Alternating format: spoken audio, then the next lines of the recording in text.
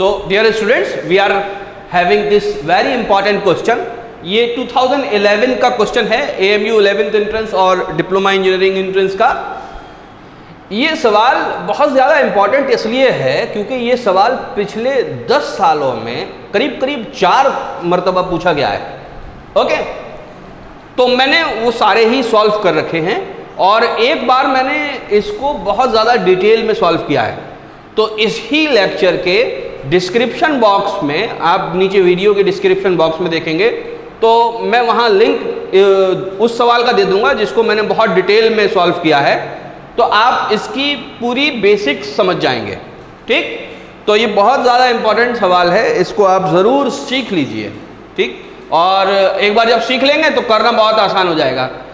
इस सवाल के अंदर बेसिकली क्या है, मैं आपको दोबारा एक चीज़ बता देता हूँ कि एक कार है जिसका मास दे रखा है। हर बार ये मास बदल देते हैं, कभी 1500 कर देते हैं, कभी कुछ कर देते हैं। बहरहाल उसकी वेलोसिटी 36 किलोमीटर पर आवर से 72 किलोमीटर पर आवर करनी है।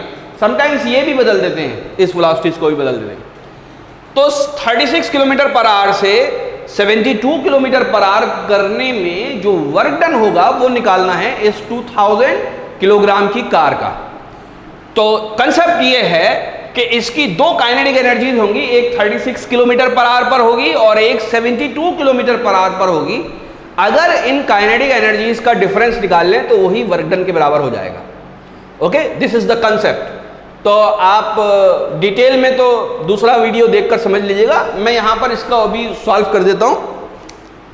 ठीक, तो सबसे पहले जो वेलोसिटीज हैं ये 72 किलोमीटर पर आवर, इसको मीटर पर सेकेंड में कर लेते हैं। तो मीटर पर सेकेंड में करने का तरीका क्या है, 72 मल्टीप्लाइड बाई 5/18 से मल्टीप्लाई कर देंगे। 5/18 ये आ जाएगा 20 और अब यूनिट हो जाएगी 20 मीटर पर सेकेंड।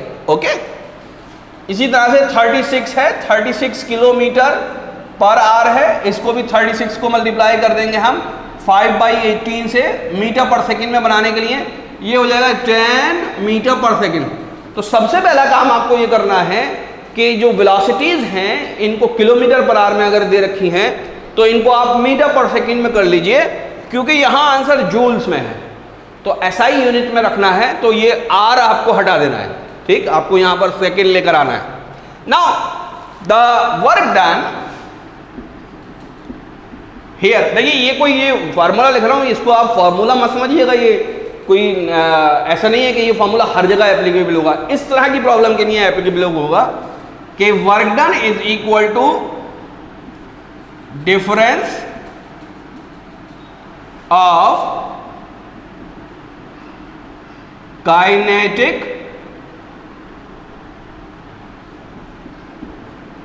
एनर्जीज। ठीक, जब भी डिफरेंस निकालते हैं तो फाइनल काइनेटिक एनर्जी में से इनिशियल काइनेटिक एनर्जी माइनस करेंगे हम, तो यानी KE2 में से KE1 को हम माइनस करेंगे, half m v2 square minus half m v1 square. Half और m को हम कॉमन ले लेते हैं, v2 square minus v1 square. Okay, half into m is 2000, v2 is 20 उसका स्क्वायर माइनस v1 इज 10 उसका स्क्वायर। ओके, ये हाफ और 2000 मिलकर हो जाएगा 1000 मल्टीप्लाइडेड बाई 20 का स्क्वायर इज 400 माइनस 10 का स्क्वायर इज 100, तो 1000 multiplied by 400 minus 100 is equal to 300। ये आंसर आ किस में रहा है, ये क्योंकि हमने सब SI यूनिट में रखा है तो ये सब जूल्स में आ रहा है।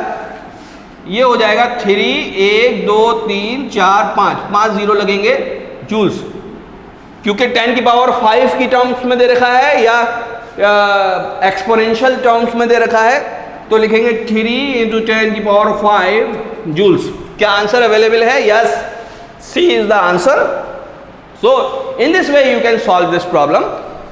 तो ये आपको आपके लिए जो है बहुत अच्छा रहेगा कि अगर आप ये देख लेंगे किस किस तरह के सवाल वो ज़्यादा पूछते हैं, तो उस तरह के सवाल की प्रैक्टिस कर लें।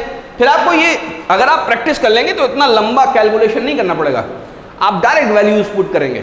ठीक, ओके, नोट कर लीजिए इसको।